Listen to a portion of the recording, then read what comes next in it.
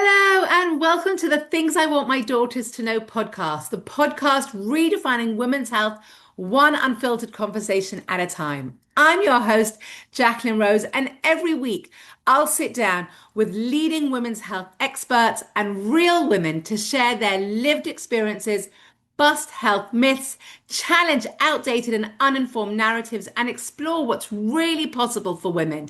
We'll talk about periods, fertility, menopause, hormones, aging, and everything in between. This podcast is for every woman who ever felt confused, dismissed, or left out of the conversation about her own health.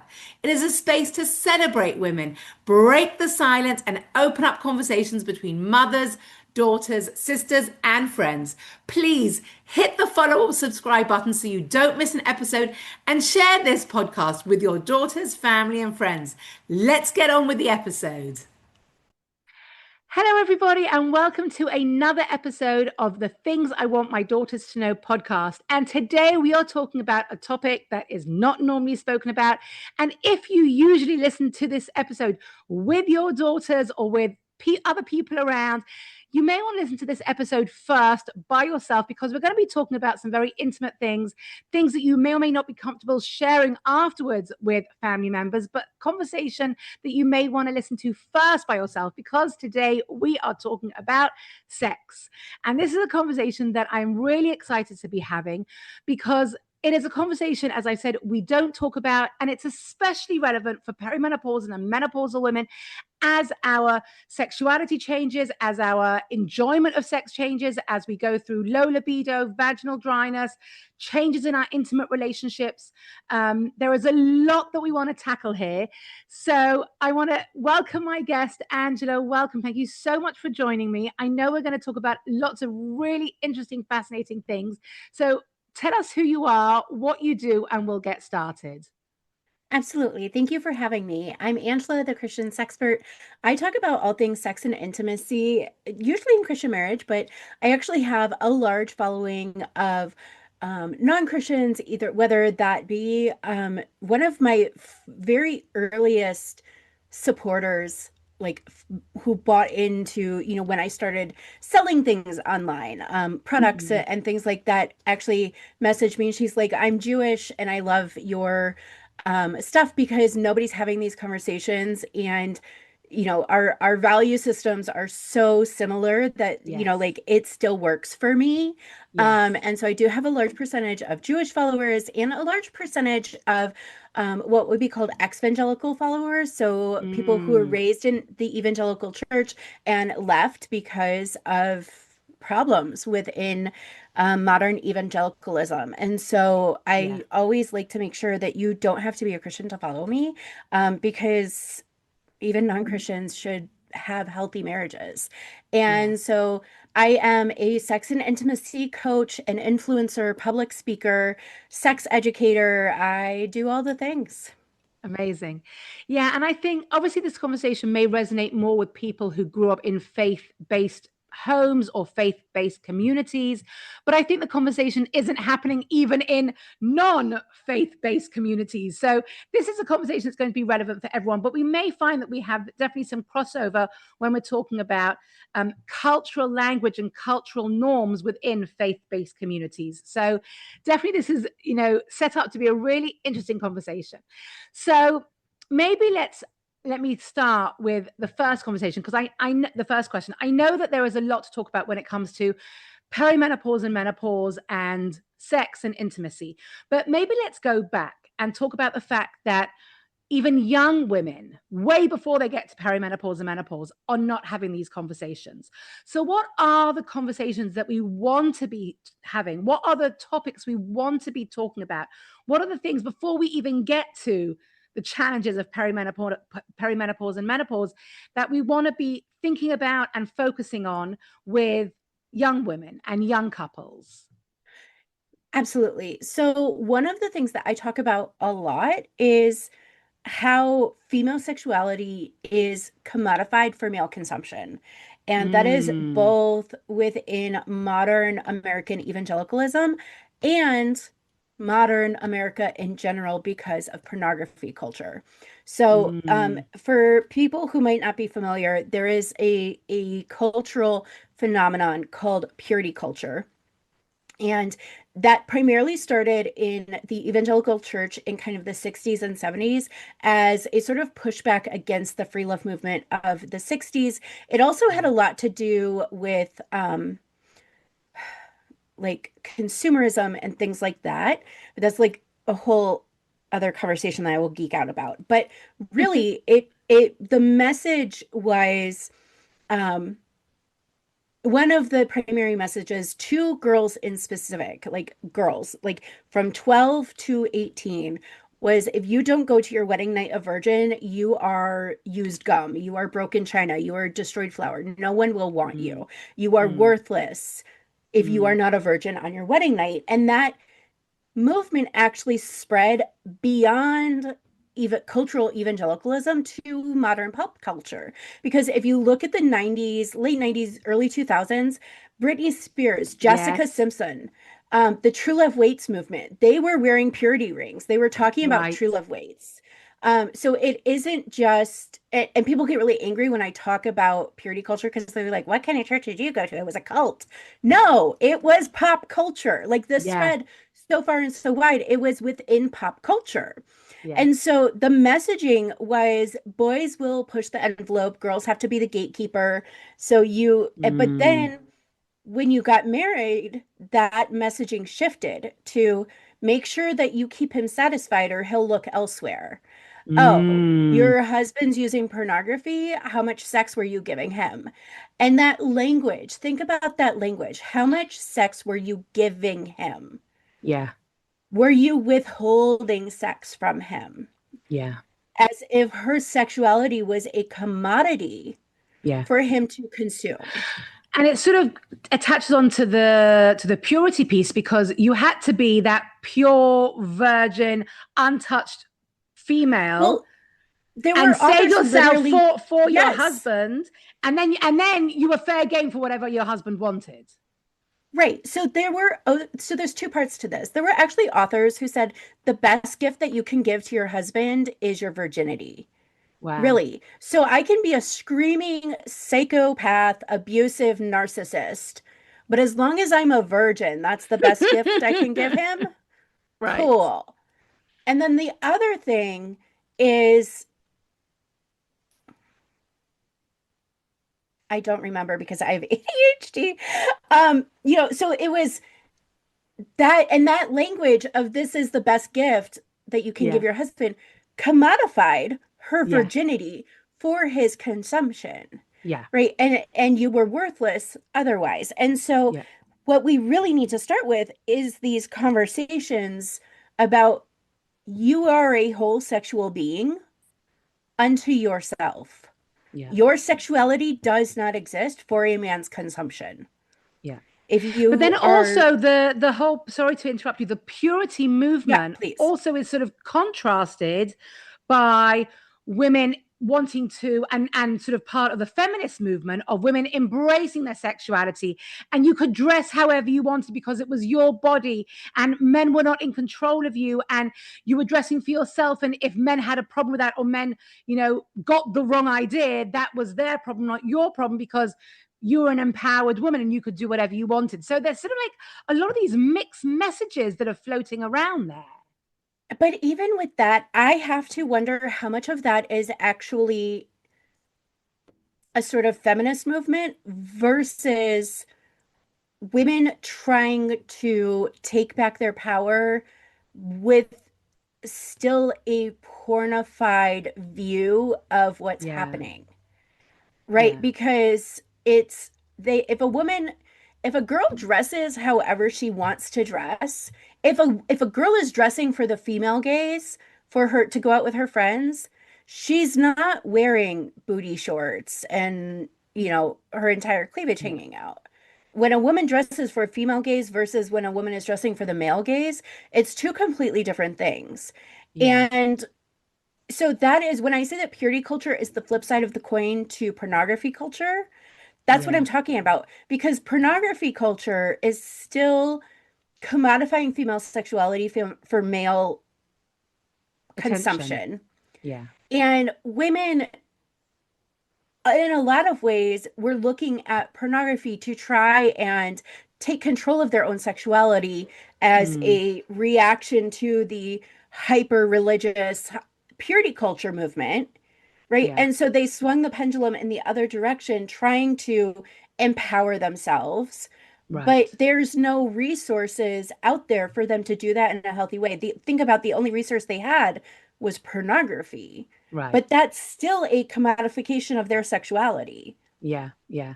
just in a I different think sort of way. about I think about the movie, the movie hit of the 90s, which was Pretty Woman, where, you know, Julia Roberts is the prostitute turned good Yes. girl, with the help of a nice, rich, Yeah. elderly lawyer, and, all is good in the world. And, she even uses like, how does the movie end? That she wants the fairy tale, like the prostitute who Hmm. never really wanted to be a prostitute. Really, she wants the fairy tale to be rescued by the knight on the white horse.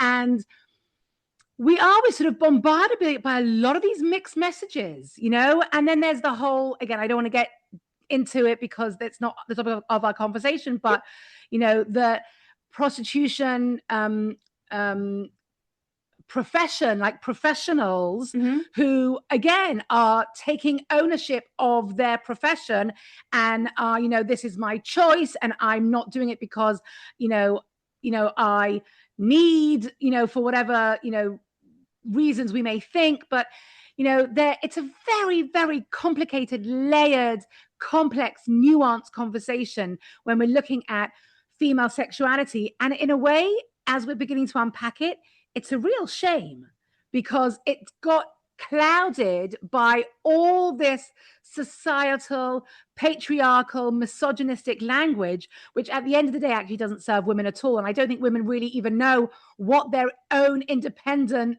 sexuality and, you know body identity is without all this baggage laid on top of it. It doesn't serve women, but it also doesn't serve men. Because how many Mm, men have internalized all this to say, I need sex to feel loved, right? right. And that's not true at all, but that's a pornified view of relationship. Yeah, And so it's not that it just doesn't serve women, it doesn't serve anyone. yeah, And so we can't, and I often am accused of man hating and man bashing, and because yeah. of the things that I post on social media, and I'm like, this is not accurate at all. I actually think men are more capable of what the you are giving men credit for. Full. Men are not sex crazed animals who can only feel loved when they get to penetrate someone's body, right? Yeah, They're capable of more. But patriarchy has told them otherwise, and patriarchy has told women to expect less of men yeah. than what they're capable of. Okay, so we've laid out the problem. How do you reframe this? How do you sort of restructure in your sort of ideal situation and the work that you do? What are you looking to sort of create as an alternative reality or as an alternative narrative? So one of the pillars of my work is is a couple of different frameworks. So the first one is healthy women in safe marriages don't turn down good sex for no reason. So if she's not interested in sex, there's a reason. Let's figure out what it is. Right. And if it is her husband is commodifying her sexuality for his consumption, within that framework, that falls into the safe marriage part of the equation, right? Right. Um, Right. the other thing is a huge emphasis on mutual pleasure when it comes to sexuality. Yeah. So are you framing sex as the playground of your marriage? Is it the place where sex is the celebration of intimacy that you've established before you ever reach the bedroom? Because Right. sex isn't supposed to create or maintain intimacy. Yeah. You don't have sex because you feel disconnected. Right. You do the work of connection and then have sex because you already feel connected. Yeah. And so Yeah. that's where, How many people use sex as the tool for connection? yeah. And they don't realize that sex produces the connection hormones, right? So sex, when you're having sex, you get all kinds of dopamine and Yeah. oxytocin and things. Yeah. So you feel connected. But Yeah. if you haven't done the actual work of connection, there's not, it's like building Yeah. your house. I reference one of the parables of Jesus when I talk about this, and I say it's like building your house on shifting sand, Yeah. right? So when you're building a house, you can build a house out of just bricks, right? If you think of sex as the bricks part of the equation, you can build a house out of just bricks. But the Yeah. first storm that comes, it's going to fall over because there's no mortar holding it together, Yeah. right? It's Yeah. going to There's fall no over the first. foundation. There's no foundation, but also it's not going to be a very comfortable home to live in because I'm an indoor cat. I need indoor plumbing. I need a furnace, right? And so if you don't have those things, it's not going to be a very comfortable house to live in if there's Yeah. only bricks surrounding you, right? And people are like, "Oh, well, you just hate sex because you're fat and no one wants to do you." I'm like, you haven't met my husband. Um, can very much assure you that my sex life is better That's than not true. yours. Um, but the thing is, we have been married for well over 20 years, and we have had periods of clinically defined sexless marriage in our Mm. marriage. Because when I had my first son, I had lactation failure. And Yeah. I was on so many medications and supplements to try and produce enough milk for him that Yeah. it was drier than a Sahara down there. And because Yeah. my husband doesn't need to use my body to feel loved, because my husband doesn't need orgasms to feel like a real man, Yeah. we had sex probably less than 10 times the first year of my first son's life, right? Yeah. And the clinical definition of a sexless marriage is less than 10 times per year. And Yeah. I was not physically able to do that.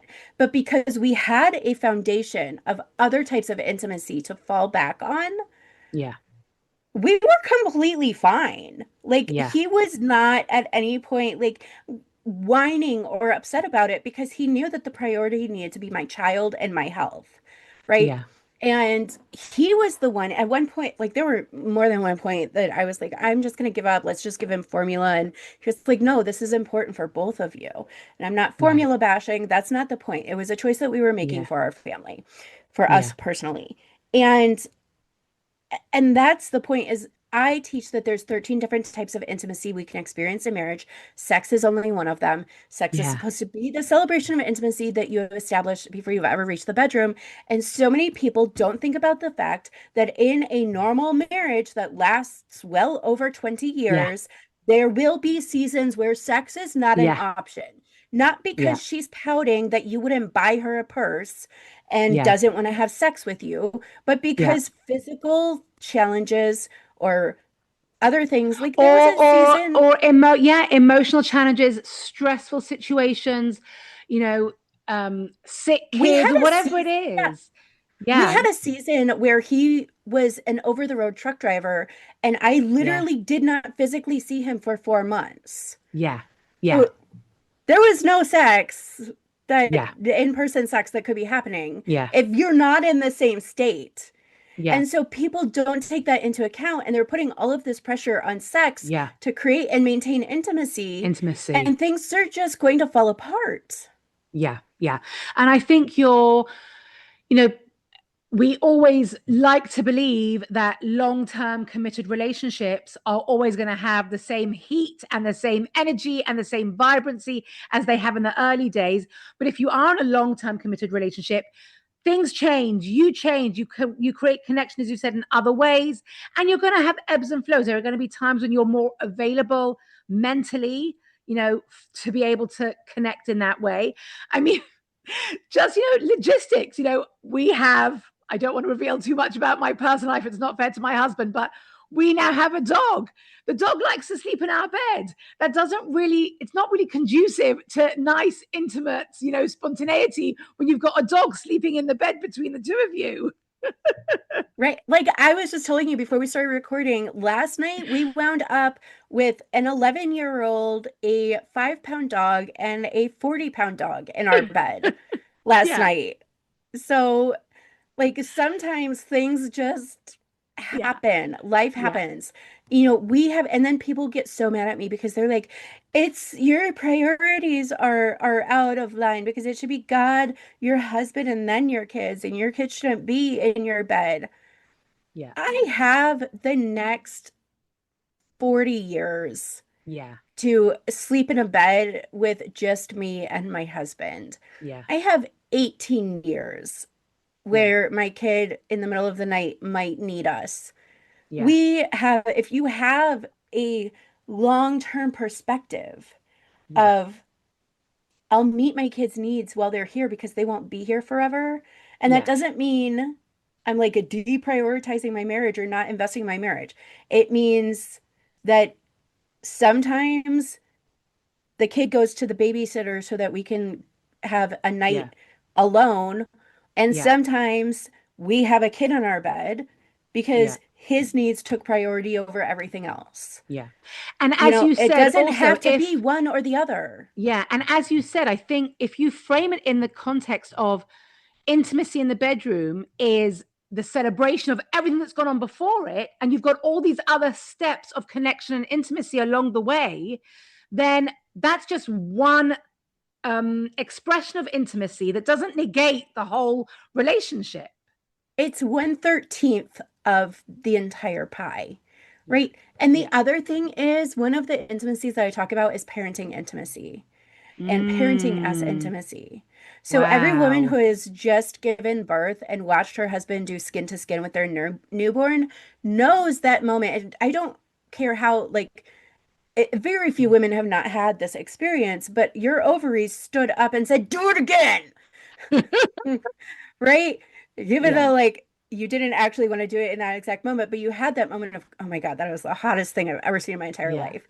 And then when you start to get into like the preteen and teenage years with your kids, you have that moment where you watched your spouse calmly parent your child through what you know is a trigger for your spouse, like your spouse's Mm, trauma, and they overcame that in a yeah. moment to gently guide your child. And you say, hey, why don't you go get a snack and get on the Xbox? Daddy and I are gonna go talk in the bedroom for an hour. Right? Like everybody who's parented a preteen or teen has that moment they know Yeah. well as well. Where, Yeah. don't knock on the door, kid. I don't care Yeah. what you do. Just leave us Yeah. alone. Right? Yeah. It's a Yeah. form of, and Yeah. that shows you how there's these other intimacies that very directly lead to south of the border activities, Yeah. some more Yeah. directly than others. Yeah. What and this is also, as you're saying, this is a male and female conversation because Oh, yeah. men also, and this is not man bashing at all, but men have been either it's just, their genetic makeup or what, society has told them that if you're in the bedroom and if you're in bed, it's just sex straight away. Like some men have, like it's, and then if for whatever, there's no, not that there's no foreplay, but it's just the bedroom, like either I think there are some men who say either I'm sleeping or I'm having sex. So if we're not, if I'm sleeping, like if there's no sex, I'm going to sleep type of thing. And the need to have this open conversation with your male, with the men in your life and the male partners that let's find the other ways to connect because if sex is not on the table for 101 different reasons and our only intimacy and our only connection is around sex, then yeah, what is the depth of our relationship in all other ways? And I think that we need to start giving this information over to men so that they know that there is a whole, you know, menu of ways to connect and engage. And it's not just about connecting so that I feel good about myself. It's about so that we create this connection with each other. Right. So one note I want to say is it's not genetics. It is that's more of that pornified influence coming Okay. through when men are saying, I'm either sleeping or I'm having sex and this lack of foreplay. Because if you look at popular the way pornography works, there is no foreplay because the majority Mm, of pornography is created for the male gaze, right? Think about like typical pornography tropes of, like the repairman comes to the housewife's home to fix the dishwasher and she just jumps him with no foreplay, Yes. right? Yes. And that lack of foreplay is because the majority of men are getting their sexual education from porn. And they think that's how women act. When they don't realize Mm, that if you look at the science, women need 20 to 40 minutes of foreplay to be ready for penetrative activities, right? right. Men on average need 5.4 minutes of um, pumping in order to achieve orgasm, whereas Right. women need 14 to 20 minutes of direct clitoral stimulation in order to orgasm. And so a Right. lot of it is having society at large has normalized the male sexual experience. Yeah. And I cannot tell you how many women who said, I'll have sex with him, but most of the time I just go with it on an orgasm because it just takes me too Yeah. long to get there Yeah. or Yeah. and it's too much effort for me to get there. Well, that's because you are undereducated about Yeah. biological norms, right? And so to go back to your point about we need to be educating men about, all of these types of intimacies, you can go on my website. I have a product called 31 Days of Intimacy, and it walks you through each of the intimacies in very pra practical, that's a hard word apparently, and accessible ways. Yeah. And look, for the longest time, we were a single income family. And so Yeah. nothing that I ever, like, I am never going to go on a weekend spa retreat and get a couples Right. massage and blah, blah. Like, I ain't got no money. Yeah. So when I am working with couples, I'm like, okay, what do we have in the house? What can we do? Like, what can we go to the Mm, library for this book? Like it's all very cheap or free things because I have no, like, and even like as my kids have gotten older, I'm like, what do you mean I have to pay $1,000 of for course. karate and then the gear and well, like now Of I really have no, course. I thought I didn't have any money when they were toddlers. Now I really don't have money, right? So that's Yeah. a completely side note. And I work with couples, for couples who are struggling with their non-sexual intimacy. What I do, they come to me and they say, she's just not interested in sex very much. And I say, okay, when was the last time that you had fun together? And they look at and like literally stare at me and they're like, well, we went on a date night. No, I don't care about your date nights. Yeah. Date nights, we have this cultural narrative like your marriage will not survive without date nights. Yes. No, that's not, date nights don't cultivate intimacy. That's not what I'm talking Interesting. about. I'm Interesting. talking about when the last time you had fun with your spouse was. When was the last time you laughed together? Yeah. Because one of the Yeah. other intimacies is recreational intimacy. And usually in a marriage, the recreational intimacy is the first thing to start disappearing. Yeah. Yeah. And so if And I I think can you're right. Everyone's like, address, well, I've got my date night scheduled in my calendar, so we're okay. That's a yeah, fascinating point that you bring up. yeah, no. And the other thing is like there's so many couples that can't afford a date night that Yeah. can't like they have no support to hire a babysitter. They Yeah. can't trust their family to watch their kids. So they need to figure out ways to connect without being able to Yeah. leave the house. Yeah. Um we are a chronic illness family. And so we're recording this in the middle of January. There's a lot of Yeah. families who prefer to not leave the house for Yeah. unnecessary reasons because Yeah. of bringing home illnesses. Yeah. And Yeah. so you can't rely on date nights to cultivate intimacy. And what's Yeah. a typical date night? Dinner and a movie. How much intimacy Yes. are you really cultivating staring at a movie screen for 2.5 Yeah. hours? Yeah. And Yeah. also, I don't like this is definitely a sign that I'm getting old because like we go to a restaurant and I'm like, my husband has profound hearing loss anyhow, but like we can't have Yeah. An conversations intimate conversation. Yeah. at a restaurant because he can't hear me. I'm Yeah. frustrated. I'm overstimulated by all of the noise and things. Yeah. So, like, dinner and a movie just doesn't cultivate intimacy Yeah. versus when you work with an intimacy coach. Yeah. They can look at the life you're living Mm-hmm. and talk about, okay, here is how practical ways to slip intimacy in to your everyday life Yeah. that Yeah. isn't $1 million, like, and I've worked with couples. My most recent couple, I think they have 6 kids, and she's still nursing 1-year-old twins. Like, Wow. Oh my yeah, gosh. let's talk. And then there was the couple where he had Parkinson's. And Yeah. so figuring out how, and his really Yeah. physically limited. So figuring out how we can talk about intimacy with those sort of Yeah. limitations. A good intimacy coach is not going to give you here's my list of 20 things. Yep. Yep. Give me my $500. Yeah. A Yep. good Yep. Yep. intimacy coach, that's why I don't like when intimacy coaches are like, I take all my couples through the same program. I'm like, okay, but this couple that is nursing 1-year-old Yeah. twins needs a different sort of intimacy than this couple with no kids in the house and he has Parkinson's. That Of you can't meet course. their needs the same way. Of course. Nope. So Oh, bless you. a good intimacy coach should be figuring out where you are at Yeah. and making suggestions for the life that you actually lead. Yeah. Amazing. Okay.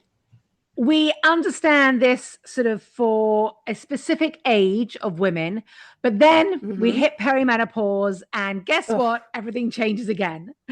So, talk to me about how sex and intimacy changes for these perimenopausal, menopausal women. We already know that there are plenty of women who are experiencing painful sex, vaginal dryness, low libido, whose body is changing. They don't feel comfortable in their body anymore. They don't really, want to get undressed, even if they've been in a long term relationship and they're with, sometimes there are women who are in long-term relationships and there are some women who are in brand new relationships because they're in a new relationship, divorce, remarriage, or whatever it is, or a later marriage, who all of a sudden don't want to get undressed in front of their partner, whether it be a new partner or their long-term partner. And there are so many things that now all of a sudden come up. How are you seeing this show up? What's the work that you're doing in this perimenopause, menopause space? Yeah. So one of the first things I'm going to mention two things, and so that I can try and remember to cover them both. One Yes. is we talk so often about women's bodies change, and now, like it's painful sex or whatever. And that is still, in a way, framing sex as a Mm, commodity for him, right? mm, Because if you're strictly defining sex as penetrative activities, right. the majority, let's talk about what I talked about before. The majority of women don't orgasm from penetration because penetrative sex will not give them 14 to 20 minutes of direct clitoral stimulation. Right. So that's still a sort of framing sex as a commodity for him. But Okay. the part that I have never once heard talked about from other people in these conversations is the fact that if a woman is of an age to be experiencing an impact on her physical sexual experience, her husband is at an age where he is going to start experiencing erectile dysfunction symptoms. Mm. So you're saying these things are happening simultaneously. Yeah, and nobody's having that conversation. Okay, so And what does that mean for you if she is of an age where she is going through her um sort of change of experiences, life. changes, yes, which we hate that take that she's in perimenopause and menopause and things are changing. Let's call Yes. it what it is. That by definition means that there is a percentage of men who are also going to be going through their midlife changes. Yeah, And what does that because mean? What like and obviously men don't speak about it and oh men don't want to gosh. admit it. Yeah. So what does that mean? How are these two things happening together? What is that? How is that Well, expressed? yeah, so it goes back to, how are you defining sex in your marriage?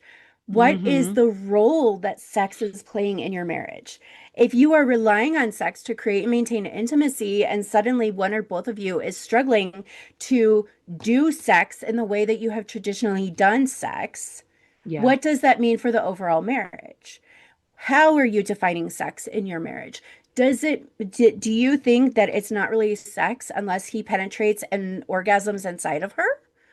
Right. Or is there other ways to experience sexual pleasure together that Yeah. doesn't even involve penetration?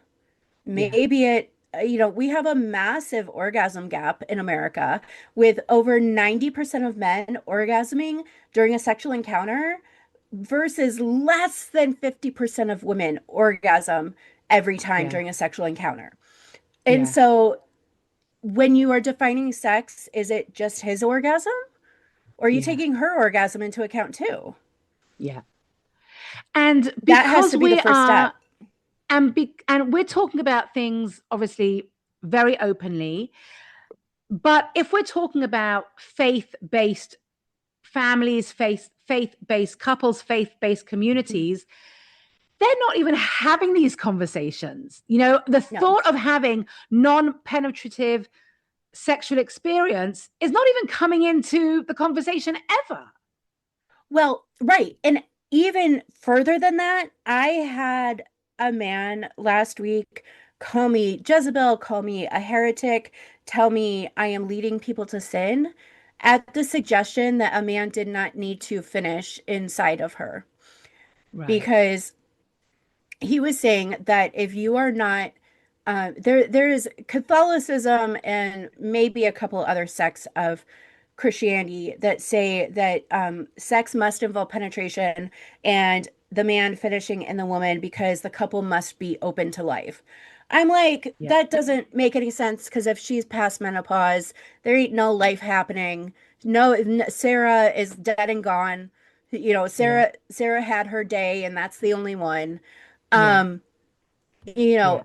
and so why even bother having sex at that point if she can't, if your whole theology says that you have to be open to life Yeah. and it's impossible, then they shouldn't be having sex at all if you follow that logic to its logical Yeah. conclusion, right? Yeah. And so it's not just that faith communities aren't having this conversation, it's that some are having the conversation in really harmful ways to Yes. say that sex must involve penetration and the man finishing inside of her.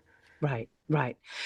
These are about opening up conversations within faith relationships and according to faith relationships and according to faith based um sort of guidance type of thing. I'm not using the right words here, but that sort of Well, yeah. I'll interject. If you are of a Jewish or Christian persuasion listening to this, please go read Song of Solomon Okay. because that's an excellent resource for, this is what a loving sexual relationship looks like between a husband and wife. Yes. And also it references oral sex. So that's a really great example of hey, look, they were Yeah. getting freaky and it's God Yeah. approved. Yeah.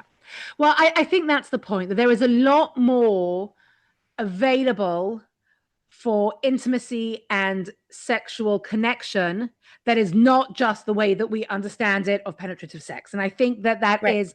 that there is no reason within faith-based marriages not to explore a lot of different options that are not against your faith. We just don't talk Right. about it and we just don't have conversations about it because it's so very conservative with a small c. I think maybe that's the point here. Yeah. Yeah. And that's part of why I do what I do. Yeah.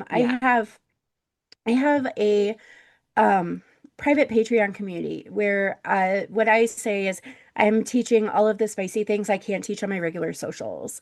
So Right. that's where like I have I'll do explain, like here's a toy, a new toy. This is how you would use this toy. Mm, This is excuse me. And all of that is coming from, like I'm not going to teach something that is going against my faith framework, right? Obviously, that would be silly. So it's all, and it's completely nudity free. So anyone of any faith framework is not going to see things that, because yeah. what I'm finding is a lot of couples are terrified to Google things because who Yes. knows what What's corner going to you're pop of. up? Yeah, you don't know what's going to pop up. And also, like, you don't, maybe something won't pop up today, but those cookies will bite you and you'll have Yes. something pop up later. Yeah. Um, personally, like I get so scared if one of my kids picks up my phone and I'm like, get off my screen. I don't know. I don't know what kind Yeah. of email I'm gonna What is, get. I yeah. don't know what kind of DM I'm gonna get. I don't know what my cookies have Yeah. picked up on.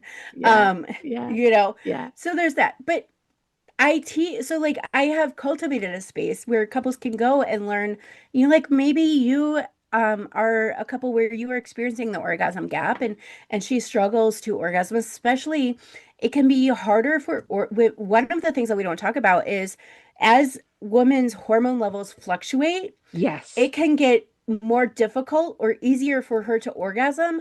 depending on where her hormone levels are on that day. Yeah. So Yeah. you could orgasm in 3 minutes today, but in 2 days, when your estrogen drops out, you might not be able to orgasm at all, no matter what you do. Right. Yeah.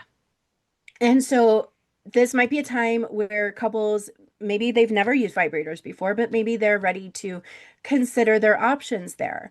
And so Mm. that's why I just started the Patreon so that they have a place that they can ask the questions of like, what kind of starter vibrator do I get? And then, Yeah. I am in a really unique position. I don't know of any other creators who talk about the intersection of Christianity, disability, and sexuality. Mm. Like Wow. there's sex educators out there that talk about the intersection of disability and sexuality, Yeah. but they're often not the sort of creator that person of faith wants to support.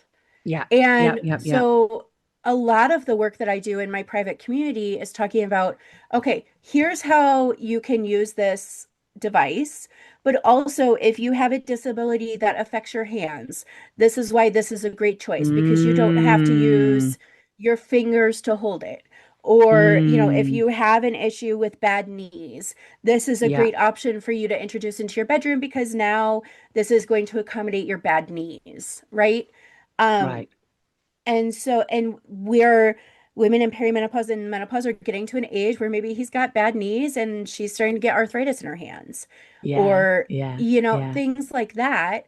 I Yeah. live with a chronic disability myself, so I have a website partner that sends me products and I get to say, hey, Amazing. my disabled hands can use this just fine, Yeah. you know. Amazing. Um, Amazing.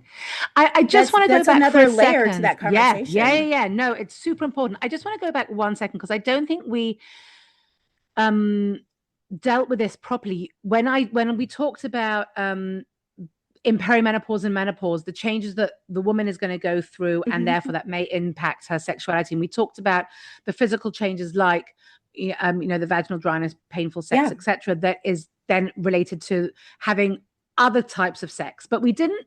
I don't think we really talked enough about low libido Yeah. because low libido is just even that desire to want to be intimate. Forget about what type of intimacy, it's just that desire to want to be intimate and that sort of look at, and I hear from so many of my clients who were in happy, love filled marriages, and they say to me, I'm upset about the fact that I just don't want to sleep with him. I just don't want to be intimate. I don't know where it's gone. I just don't, it doesn't do anything for me. I don't need it. I don't want it. And I'm upset about it, or it's really impacting our relationship, or whatever it may be. So I just want you to address that piece of it, if you can. Yeah, absolutely. So there's two pieces to this.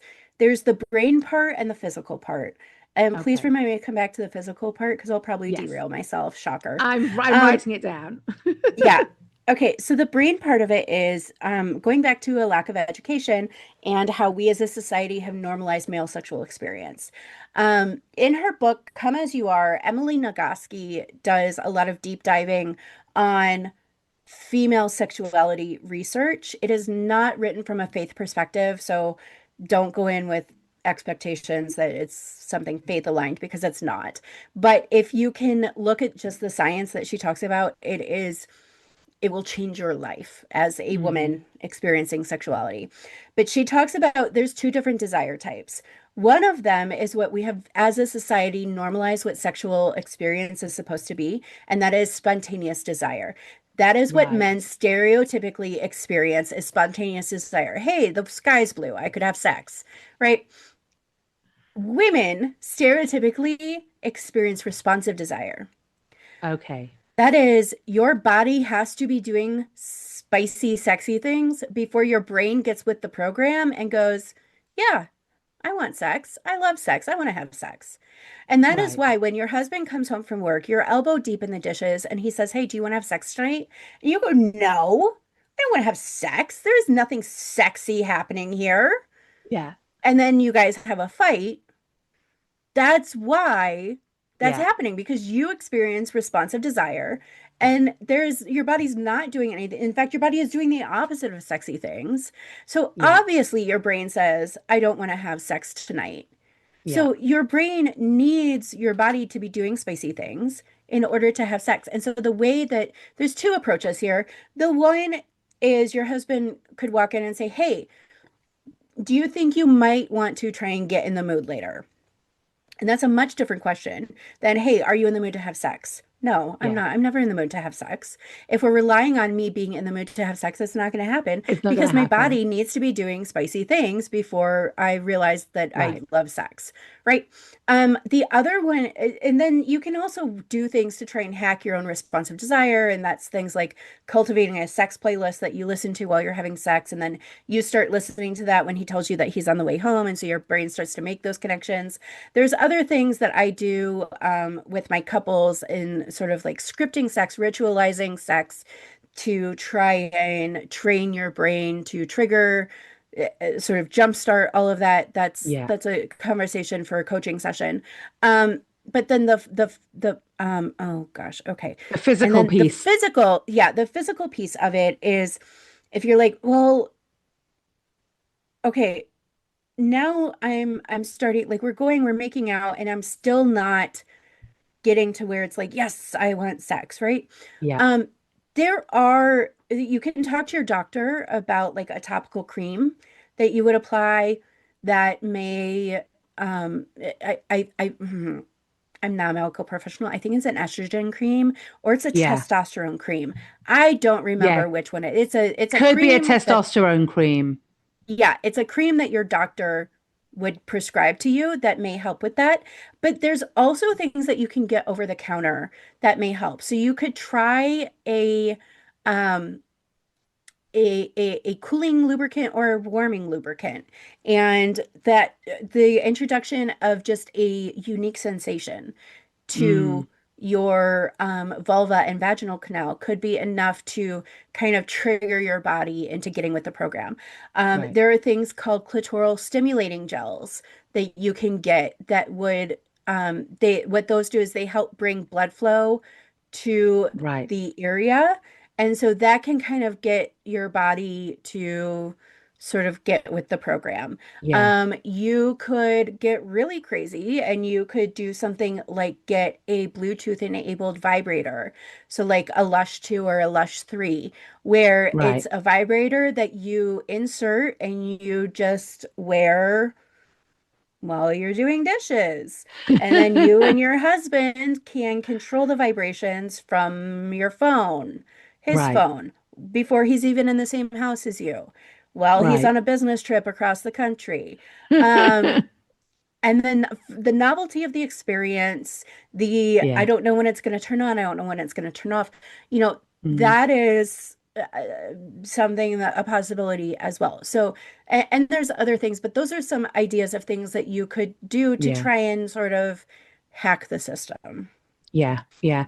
I like the way you've described it as there's a brain piece and there's a physical piece because there we just assume, like, and as we've sort of talked about, that you get into bed and all systems are go. And if you are experiencing low libido, it's not that you have to work harder in that moment. It's you've got to build up to it. You've got to do a whole bunch of things to build up to it. As you said, to hack your brain and to get your body physically ready. It's not going to be as quick and easy as maybe it used to be when you were 25. And maybe that's how it's supposed to be. Yeah. Maybe it's to force you to slow down and to Yeah. force you and your spouse to pay more attention to each other. And, Yeah. this happens when most people's kids are sort of aging up and out of the house. And so maybe this Yeah. is an opportunity for the two of you to slow down and reconnect with each other in ways that you haven't had the time for when, you were running from soccer Yeah. practice to band practice to play practice to, you know, Yeah. whatever. Yeah. So maybe it's by design. Maybe Yeah. I instead of love that. fighting the way that you think, that maybe instead of viewing your body as an adversary that you're having to battle, what if Yeah. you view this as an invitation? Wow. Wow. That's really profound. Okay. It was. I feel like I need to go make my own piece of content about that because that's like not something that I have brought up before. It No, was so I profound. I think know. it's, Oh my yeah, gosh. no, I think it really is. And it sort of meshes very much with my understanding of what perimenopause and menopause is.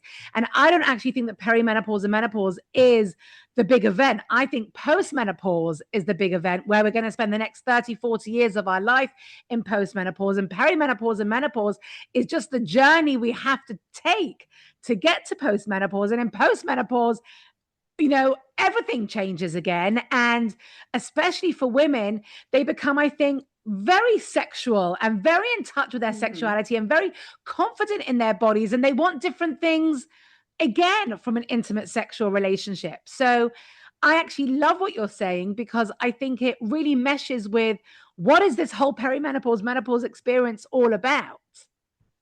Yeah, for Yeah. sure. And I think there is also a piece of I see women in their 20s and 30s so concerned about like people's opinions of them and am I doing the right thing? Like, is this Yeah. okay? Versus like once you hit perimenopause and menopause, I don't care. I don't care what anybody thinks. I don't care if I'm doing the right thing. Yeah. Like, um, I'm not gonna waste my time doing something I don't want to do, Yeah. you Yeah. know? Yeah. Yeah. I think there's Yeah. an attitude shift that is a part of A that hundred conversation as percent. well. Yeah, 100%. Okay, we've talked about lots and lots of things. It's been really, really interesting and fascinating. Is there any one thing that you want to sort of mention before we close and I ask my final question? Anything that um, we didn't touch on that you want to make sure that you share? I don't know. We've talked about so much. We've talked about so much. Okay, so let me ask you then the question that I end the podcast with, that I ask all my guests. This podcast is called The Things I Want My Daughters to Know. What is it that you want your daughters, either your figurative daughters or your real daughters or goddaughters, nieces, that next generation of girls that are growing up? I think, this conversation is so profound. There's so much that they don't know, in relation to everything that we've spoken about. But what is the thing that, you just want to shout from the rooftops that you just want that next generation of daughters to know?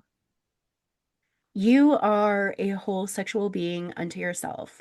You not We're not created to be an object for a man's consumption or something to manage his emotions with. Your sexuality is Mm. not the way that he feels better about himself. Mm. Your sexuality is your own.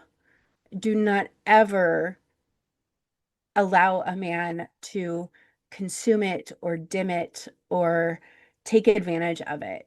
You are in charge of your sexuality and what you do and do not want to do. Amazing. Yeah. And that's such a strong, powerful message. And we really need to make sure that girls know this because unfortunately, our social cultural narrative is not really enforcing that yet.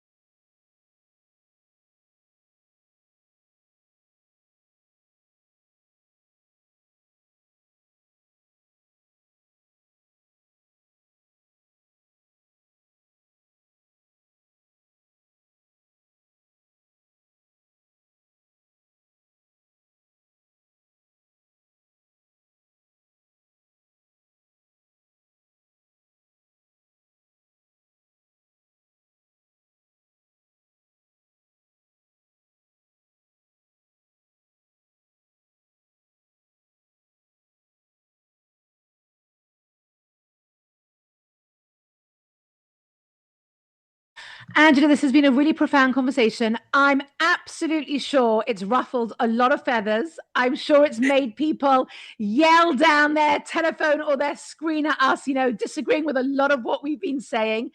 That's fine. I think we're open for That's all what of I'm that. the best for. Yeah. And I also think that whether you agree or disagree with things that we've said, we need to be having these conversations. It's fine to agree or disagree. It's fine to have your own opinion about this. But by virtue of the fact that we're actually having this conversation, I think that's really, really important, because we can't pretend these conversations are not important. We can't pretend these conversations are irrelevant. Like, they are really, really highly relevant for everyone. And please share your thoughts. Write, in the comments. Let us know what you're thinking. We want to hear from you. I am always happy to have, uncomfortable conversations that really make me think, that make, my audience think. And we don't need to just stay in the safe space. The safe space doesn't really serve us. So I'm really, really honored that you came and that you shared your wisdom, you shared your knowledge with us. Angela, where can everyone find you if they want to reach out to you, if they want to learn more about what you do? Where can they find you? My website is thechristiansexpert.com, and I am the Christian Sexpert across all social media. Amazing. Well, thank you. Really, thank you for having this conversation with me. It's important whether you agree or disagree. I think a lot of what you've shared is so, so profound. And I really, really appreciate you sharing it with me and the audience. And reach out to Angela with anything you have to say. Hope it's only good stuff, but we're also here for any of the negative comments or criticisms or thoughts you want to share. That's the most important thing. And please join me for another episode next week on the Things I Want My Daughters to Know podcast.